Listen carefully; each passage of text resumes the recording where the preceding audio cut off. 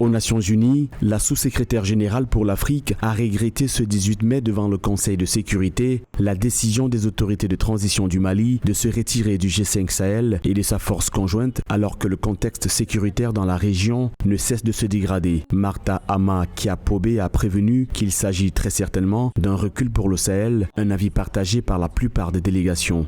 Le terrorisme et l'insécurité continuent de se propager, dévastant la vie de millions de personnes. Les civils sont souvent les principales victimes des actes terroristes. Les souffrances et les pertes que subissent les populations civiles aux mains des groupes terroristes sont indescriptibles. Selon la haute responsable onusienne, la décision des autorités de transition maliennes, le 15 mai dernier, de se retirer du G5 Sahel et de sa force conjointe est à la fois malheureuse et regrettable. Elle a rappelé que la force conjointe du G5 Sahel avait été créée par les chefs d'État du G5, portés par une vision commune et leur volonté de prendre leur destin en main et de lutter frontalement contre le terrorisme au Sahel. Globalement, le gouvernement a fait deux constats. Le premier constat, c'est d'abord la discrimination.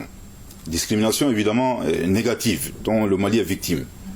Et l'une des facettes visibles de cette discrimination est l'application de règles différentes à une situation identique. Nous le rappelons ici que le Tchad, tout comme le Mali, traverse en tout cas une transition politique.